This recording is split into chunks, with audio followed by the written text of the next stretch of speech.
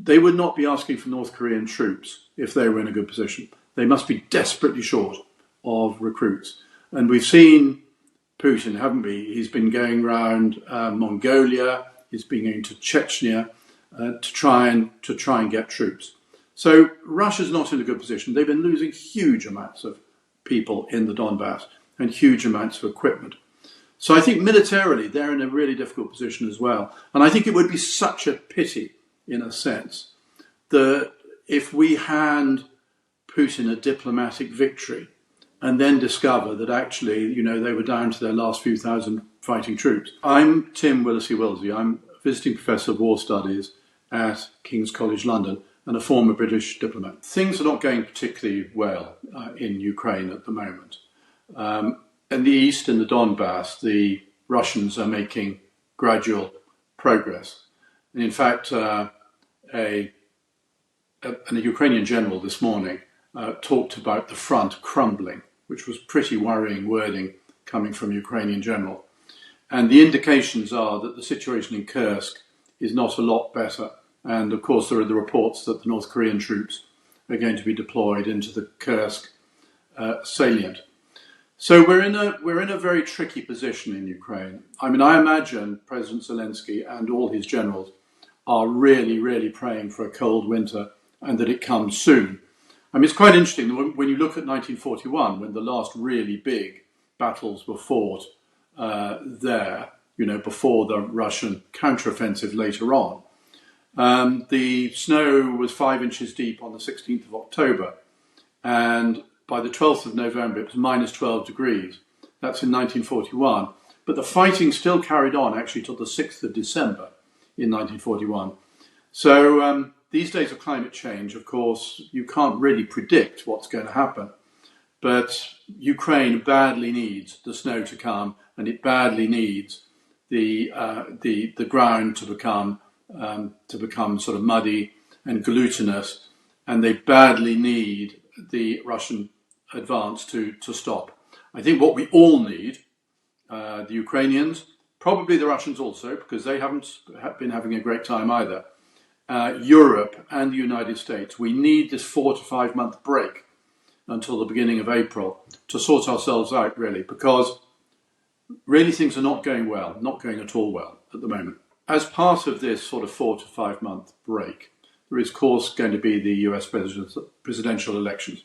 Far too close to call, of course. It could go to Trump, it could go to Harris, or it could also go to a long period of weeks or months even of a contested result. So all those three options have their implications for Ukraine.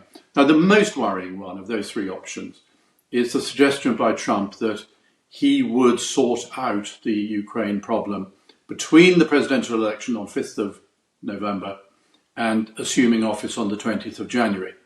Now, that sounds unlikely, but even a phone call from Trump to Putin could really suck the oxygen out of Ukrainian morale. You could just imagine suddenly the narrative is this is all going to be sorted out around a negotiating table. And incidentally, a negotiating table including Trump and Putin, with Europe presumably going to have to fight for its place at the table with no complete certainty of success. So that is the most worrying of the options. A second option is that actually Trump won't do that. What he will do is he'll wait till the inauguration and then sort of take advice. That just doesn't sound quite like Trump to me. I mean, it would be nice to believe that was true. But I think Trump Mark II is going to be different to Trump Mark I, because in his first term of office, if you remember, he had a lot of the so-called grown-ups around the table, General Mattis, General Kelly, General McMaster, people who could advise him and restrain him. I think Trump is pretty determined now that he wants, he wants more freedom. So that's option 2. Option 3 is Kamala Harris wins, and we get a continuation of the Biden administration policy towards Ukraine. Now, that might sound reassuring compared to the Trump options, but actually, has the Biden administration been good for Ukraine? you could argue it's always been a little bit too little, too late. And only last month, wasn't it? We had Prime Minister Starmer going over to Washington, wanting to get permission to use Storm Shadow beyond Ukraine's borders, and getting fairly firmly, it seemed to me, turned down. That was quite a significant moment, I think, because you don't deploy your Prime Minister to Washington unless you think there's going to be a success. So David Lammy and Antony Blinken together must have given Starmer the impression that if he goes to Washington, he'll get the right answer. And of course, he got the wrong answer, which says quite a lot about the Biden state of mind. It might also, incidentally, have had input from Kamala Harris, who may well have said, look, I've got a really tight election I'm fighting at the moment, and the last thing I want is an escalation in the Ukraine war. So that's sort of option 3. And option 4, as I say, is a contested election in the United States, which, we remember the hanging Chad election with George W. Bush and Al Gore several years ago. That went on, if I recall correctly, for weeks. This could go on for months. If Kamala Harris, for example, has a 3% lead or whatever, that could go on for a very long time and be contested in the courts. And, again, it would be a difficult situation because you couldn't get decisions out of Washington during that period. So the US election is important, but I don't think actually it is the central point. I think the central point is that Europe has not committed sufficiently to this war. Again, I think Europe has taken the comfortable way out of allowing the United States to lead. And of course, what that has done is it has put the whole campaign at the mercy of the US presidential electoral timetable and of course the results as well. So Europe, in a sense, has sort of disenfranchised itself from a war which really is Europe's war. This is a war in Europe. Very, very significant implications. Not only is part of Russia in Europe, Ukraine, of course, is in Europe, but Georgia and Moldova, the Baltic states, are very, very much very close to us. So Europe is in a really tricky position where it sort of sits to wait to see what happens in the election. A phone call on the 6th of November between Trump and Putin could, in a sense, take action before Europe is ready to make any input. And I think it's in a very sort of ill-advised position at the moment. I don't think it needs to entail very much, that phone call. In a sense, all Trump needs to say to Putin is, look, we're going to sort this out. Let's arrange to meet in the 3rd week of January or the 4th week of January or whatever, or the 2nd week of February. And then suddenly, of course, the whole narrative, the whole debate is not about the ranges of weapons that can be used or permissions to use weapons in Russia. The whole debate then is about, well, what is the negotiation? Firstly, who is going to be around the negotiating table, number one, because what Putin would like is it just to be Putin and Trump. And I suspect Trump would like it to just be Putin and Trump as well. But and I suspect the other NATO leaders are going to have to fight to get a place at the table. But then, what is on the agenda? What are we talking about? Are we talking about a freeze in the conflict along the line already that already exists? Or are we talking about something more comprehensive? All I'm saying is that the whole debate will have changed. It will no longer be how can we kick Russia out of Ukraine, which is, what the debate really should have been ever since February 2022. So, I don't think I should probably comment any further on the likelihood of that such a call would be made, because that is pure speculation and that is US politics, which really isn't my forte. I think all the point I'm really making is it's Europe that it's put itself completely at the mercy of the American electoral timetable. It's Europe that's got to get its house in order now. I noticed in the last few days Finland has been saying, "Come on, guys, we need some sort of direction out of Europe." Is there, for example, a contingency plan of what Europe does if the United States pulls its support out from the war? Has anybody done the thinking about whether Europe could actually backfill the United States capability. I personally doubt there has been that conversation. And I also doubt that Europe has got the capability in terms of heavy air transport, in terms of just the sheer weight of munitions. I mean, the ability of our munitions factories to churn out enough artillery shells, for example, or missiles. I doubt if we've got that capability. So I think in a funny way, what Ukraine has really done is yet again shown the weakness of Europe, on a matter of European defence and security. Yes, exactly. I mean, for many, many months, we've known that there were these two really important poles, one in Georgia and one in Moldova. And what we've seen over the last few weeks is, the Moldovan Prime Minister squeaked past by 0.7 or something, or 0.2, I think it was. Rather suspicious in that the opinion polls until then had suggested 63% favoured, European integration. And in the end, it ended up 50.2%.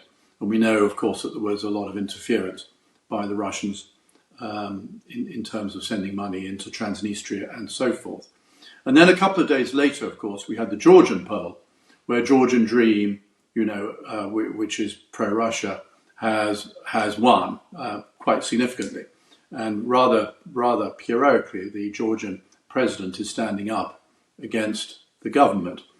But the opposition parties are sort of split about four ways.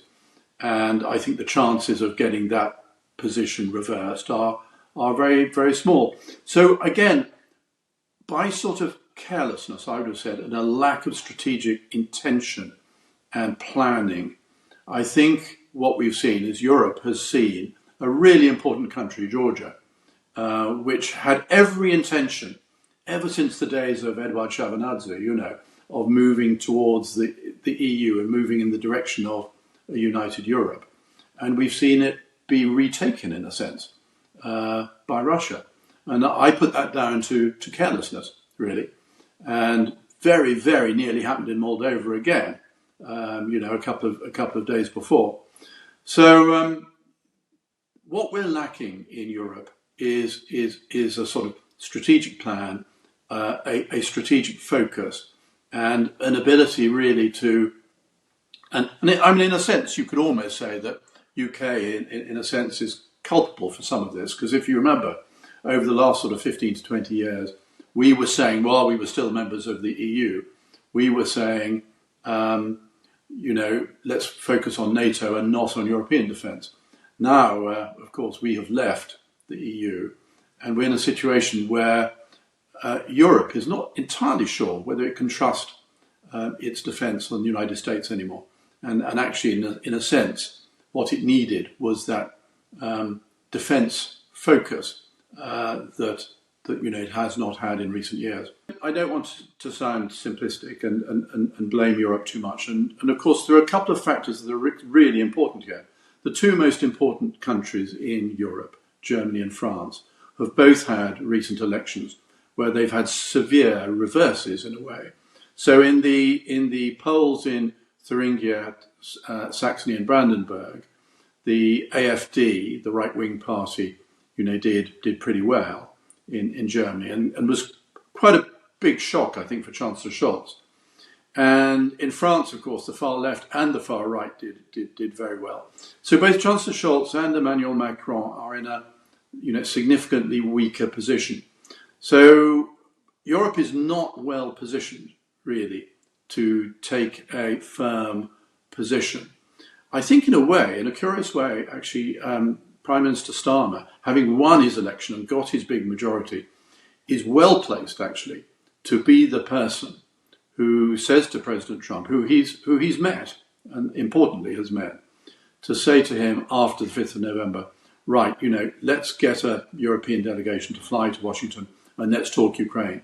And one would like to see on that delegation, obviously Macron and Scholz, but also Meloni of Italy, who has got sort of far-right credentials, which will probably please Trump.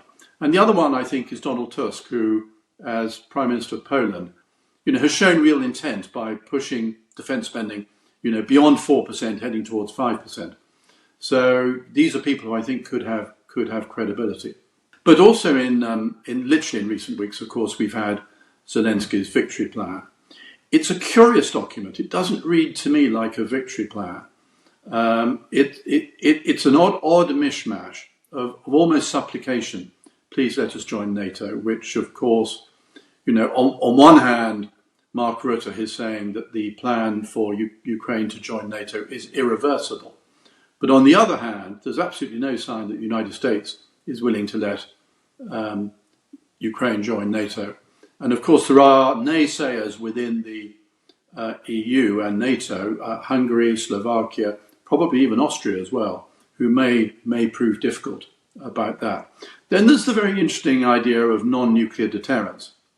I can only assume what that means is Zelensky wants NATO troops based close to the border in Russia, so that if Russia kicks off again and starts another invasion, they've got to think carefully about finding themselves in contact with either NATO or maybe just European Union troops, which would serve as a pretty valid deterrent, I think. Then there are various other ideas that Zelensky brings up. One of which is, he focuses on the economic potential of Ukraine, which is massive, of course, particularly in the agricultural sphere, but also what they have learned in terms of military technology, drone technology and stuff is fabulous and something which I guess the whole West would like to learn from. So it's a curious victory plan. I think in a way, Zelensky himself is in for a rough winter. I think his plan to move troops from the Donbas into the Kursk salient, although it looked brilliant at the time while it was working, doesn't look so clever now in retrospect, because the Kursk salient is getting smaller. Russia is making progress in the east. So I think he will come in for a lot of domestic criticism. And of course, his democratic mandate has run out too. So he's got a problem there too. And finally, I don't want to finish this by giving the impression that Russia is in a really good position. I really do not think they are in a good position. They would not be asking for North Korean troops if they were in a good position. They must be desperately short of recruits. And we've seen Putin, haven't we? He's been going around Mongolia, he's been going to Chechnya to try and get troops. So Russia's not in a good position. They've been losing huge amounts of people in the Donbas and huge amounts of equipment.